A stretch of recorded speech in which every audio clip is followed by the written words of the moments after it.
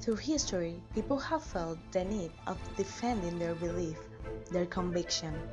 There is a desire, an inevitable compulsion that leads human beings to defend their belief from others, either by killing, war, fighting through protests, or simply agreements. Reconciliation has been the ultimate goal every time.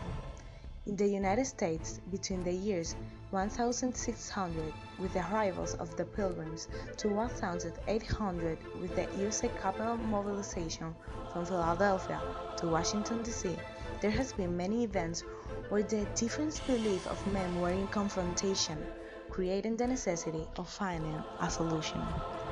After the institution of colonies in what actually is United States, in May of 1692, hysteria struck the village of Salem as many people were accused of witchcraft. More than 200 people involved, 1,500 persons accused, and 20 executed. Although there was no opposition from the people of that time, being this their way of reconciliation, the hysteria subsides, prisoners are released, and it was admitted the mistake done in these trials. From this hysteria, we pass to 7 years later in 1699 with the Wool Act. The English Parliament passed this act protecting his own wool industry by forbidding the export of wool from the American colonies. Well, this didn't function very well since the anger and resentment of the colonists were so powerful that they decided to make their own clothes, stopping the purchase of England's clothes.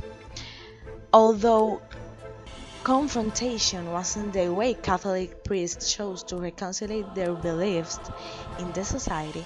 In 17,000 at Massachusetts and New York colonies, there was a persecution against the Catholic priests due to the hate and discomfort Puritans felt.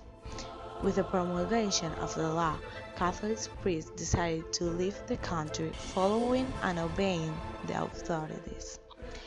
Later, in 1702, Queen Anne ascends the English throne when England declares the war to France to stop the union of France and Spain, but this war finished in 1713 with the Treaty of Utrecht, a written document. Years passed, and in 1729, although it did not have blood nor war, it is one of the ways in which this time really tried to reconcile different beliefs in a society. In this year, Benjamin Franklin begins publishing the Pennsylvania Gazette, the most popular colonial newspaper in which all his beliefs were published and known. Years later, in 1750, the Iron Act limited the growth of iron industry in the American colonies in order to protect what? To protect the iron industry, but the England iron industry. Dissension and rebellion in the colonies later helped the battle for American independence. In 1756 to 1763, the French and Indian War was the example of reconciling beliefs through blood but ending in written documents. This war is known as the 7 Years' War, being one of the bloodiest American wars in the 18th century. It finished with the Treaty of Paris, in which France gives England all French east of Mississippi River, except New Orleans territory. 1 year later happened the Currency Act in 1764.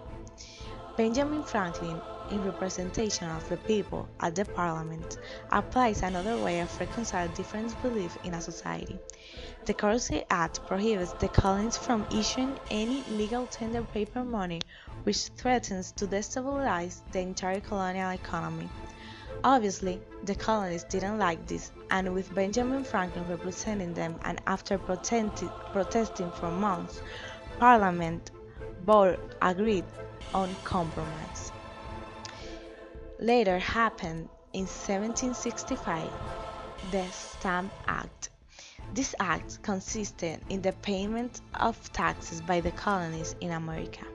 After actions of violence, intimidation, and many protests, Parliament voted to repeal the Stamp Act in March of 1766.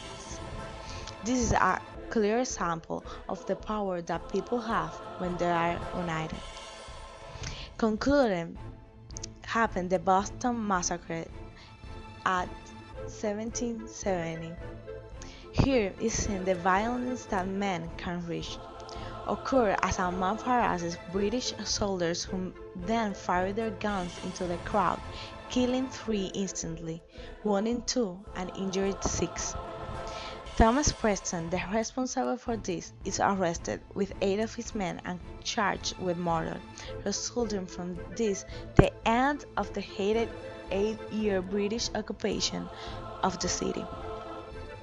Each one of these events that happens in America, every protest, every war, every treaty, each one and all, it's all about perseverance, about keeping it up, like Benjamin Franklin or the people in the colonies fighting.